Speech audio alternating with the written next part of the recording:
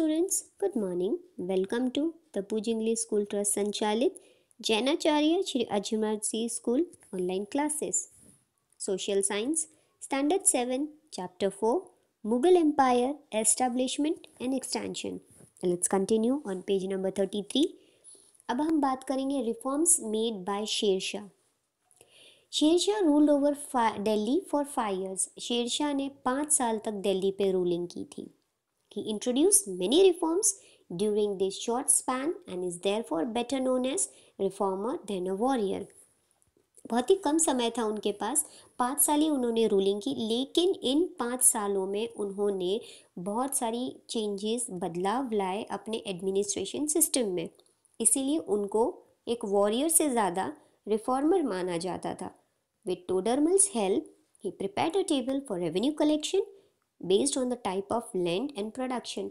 उन्होंने टोडरमल की हेल्प ली और एक टेबल चार्ट प्रिपेयर किया जिसमें वो टैक्सेस कलेक्ट कर रहे थे, लेकिन डिपेंड करता था कि सामने वाला जो पर्सन है उसके पास कितनी ज़मीन है, कैसी ज़मीन है और वो क्या प्रोडक्ट ग्रो कर रहे हैं, उसी बेसिस पे वो टैक्स कलेक्ट कर रहे थे. Akbar followed the same method for revenue collection. Akbar ने भी यही मेथड सेम फॉलो किया रेवेन्यू कलेक्शन के लिए. He remove the toll boats so there could be free transportation of goods. अभी आप नोट करते होंगे जब हम हाईवे पे जाते हैं तो टोल बूथ्स होते हैं जहाँ पर व्हीकल्स का टैक्स चार्ज कलेक्ट किया जाता है. तो एंशियंट टाइम में, मुगल्स टाइम में भी जब लोग ट्रांसपोर्टेशन यानी सामान यहाँ से वहाँ करते थे तब उस टाइम पर उनके चार्ज लगाए जाते थे, लेकिन अकबर ने ये टूल बूथ्स हटाकर उनका ट्रांसपोर्टेशन बहुत ही ईजी कर दिया. He constructed roads to increase trade and the for convenience of pedestrian among which the famous roads were constructed between. अब अकबर ने एक कोशिश की, ट्रेड को इंक्रीज़ करने के लिए उन्होंने बहुत सारे रोड्स कंस्ट्रक्ट किए और ज़्यादातर जो पेडेस्ट्रियन थे, जो पैदल जो व्यक्ति थे जो पैदल जाते थे, उन लोगों के लिए कन्वीनियंस के लिए फेमस रोड्स बनाए थे. आगरा और बरहनपुर के बीच, आगरा एंड मारवाड़, लाहौर एंड मुलान, यहाँ पर इन्होंने रोड्स कंस्ट्रक्ट करवाए थे ताकि जो भी पेडेस्ट्रियन है, जो पैदल व्यक्ति हैं, उनको तकलीफ़ ना हो. He also planted trees on both the sides of roads and constructed rest houses. उन्होंने इनफैक्ट रोड के दोनों तरफ ट्रीज़ को ग्रो करवाया, प्लांट्स लगवाए और रेस्ट हाउसेस बनवाए. यहाँ पर जब रोड के साइड पर रेस्ट हाउसेस उन लोगों के लिए बनवाए थे कि जो पैदल व्यक्ति है, जो वॉक कर रहा है, पेडेस्ट्रियन है, अगर थक जाता है और उन्हें आराम करना है तो वो रेस्ट हाउस में कर सकते हैं. He set up mint house to mint silver coins uniform in weight. In fact उन्होंने mint houses भी बनाए थे और उसका weight as compared to silver coins के weight में था. He was very strict about the discipline of the army and had therefore strictly ordered the army not to harass the villagers और destroy crops while marching.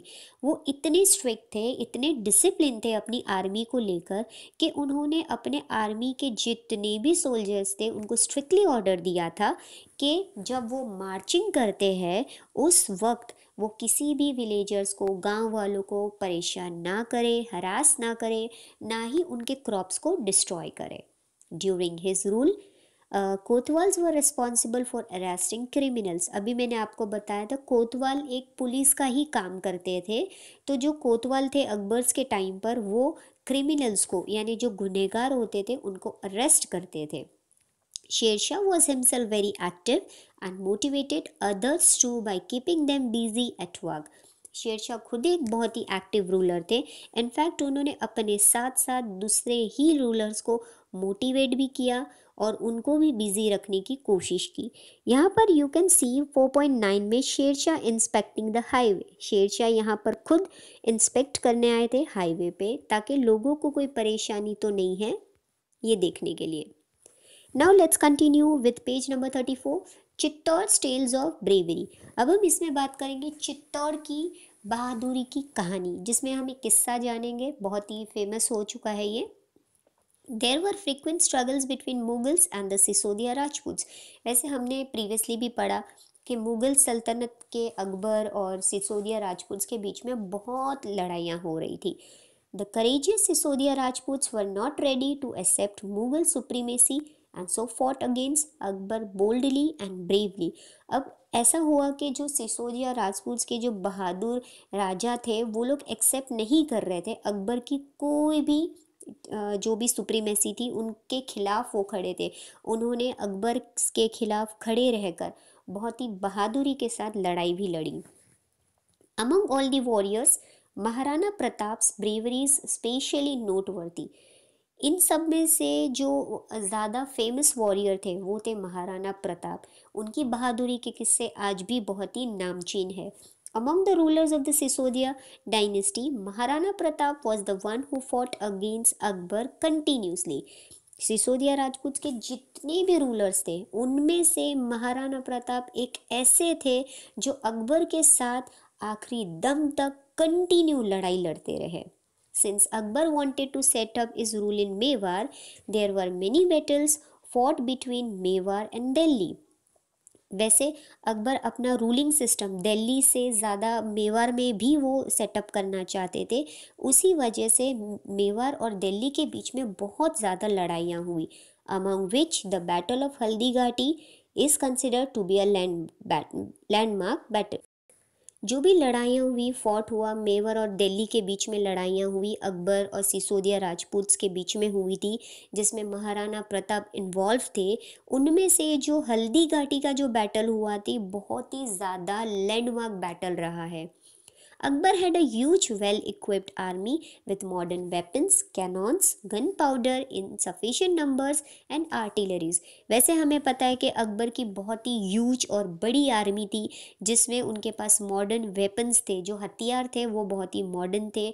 उनके पास Canon balls तोप्स थी, gun powder थे और ज़्यादा artillery सामान बहुत ज़्यादा था उनके पास। Whereas Maharana Pratap had the advantages of his chivalrous Rajput warriors who lived in the forest and therefore used to fighting wars in hilly areas। अब जैसे हमने देखा कि महाराणा प्रताप के पास एक चीज़ का बहुत ही ज़्यादा फ़ायदा था क्योंकि जो उनके राजपूत्स थे, उनके जो वॉरियर्स थे वो ज़्यादातर जंगल में ही रहते थे और जंगल में रहकर लड़ाई करना बहुत ही ज़्यादा आसान हो गया था उनके लिए। There were just 20 to 22,000 soldiers who fought bravely against lakhs of Mughal soldiers।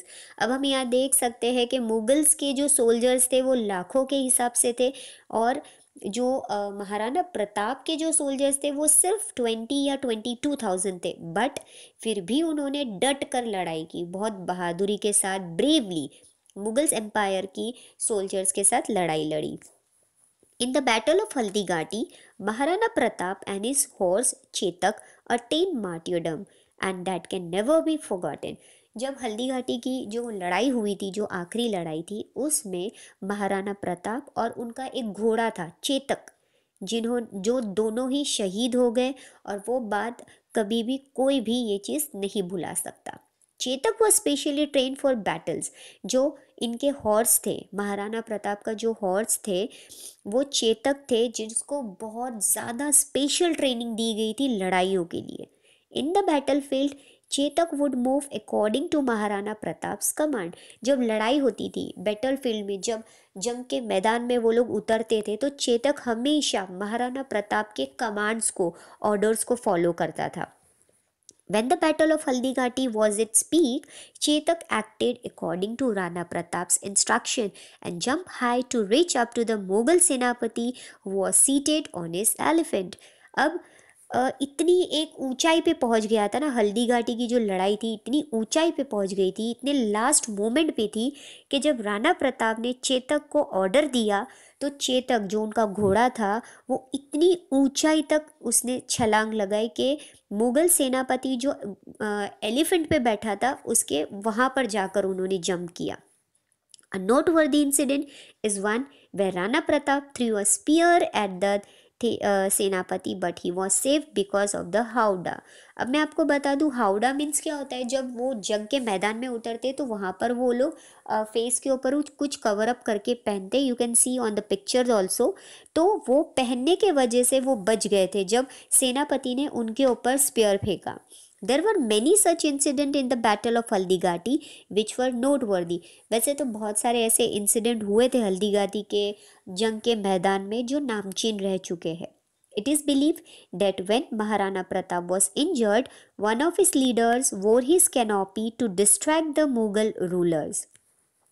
ऐसा भी माना जाता है कि जो महाराणा प्रताप है जब इंजर्ड हो गए, जख्मी हो गए, तो उनकी कैनोपी पहन के, कैनोपी जो उनके फेस पे जो पहना जाता है ना, वो लोग पहनते हैं राउंड करके अपने आप को कवर अप करने के लिए, हेलमेट जैसा, दैट इज़ कैनोपी। तो उनके एक लीडर ने महाराणा प्रताप की कैनोपी पहन के मुगल रूलर को डिस्ट्रैक्ट किया कि उनको लगे कि ये महाराणा प्रताप है और वो उसको अटैक करे। Chetak took the injured Rana Pratap away from the battle field, और उनका जो घोड़ा था चेतक ने उनको, राणा प्रताप को, उस जंग के मैदान से दूर ले गया। There are many such incidents about Rana Pratap and Akbar mention in history.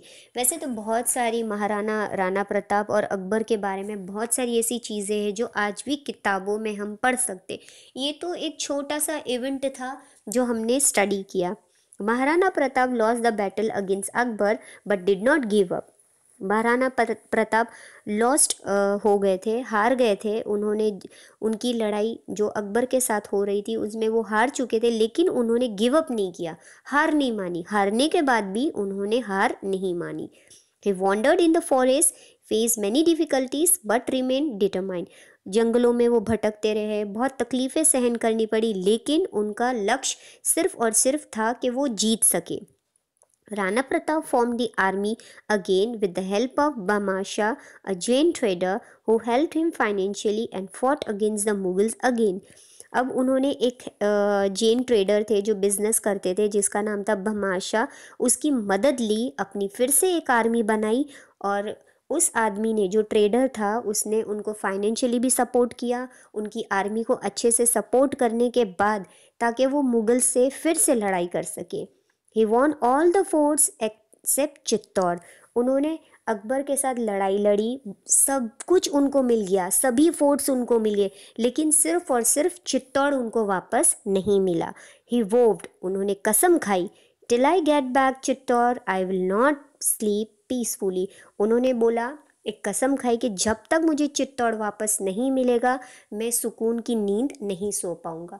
तो इस चैप्टर में हमने बहुत सारे मुगल्स एम्पायर के बारे में डिस्कस किया, और राजपूत सिसोदियास में भी हम लोगों ने बहुत सारी चीज़ें डिस्कस की, और जो मेन इम्पॉर्टेंट था वो था tales of bravery of Maharana Pratap and Akbar.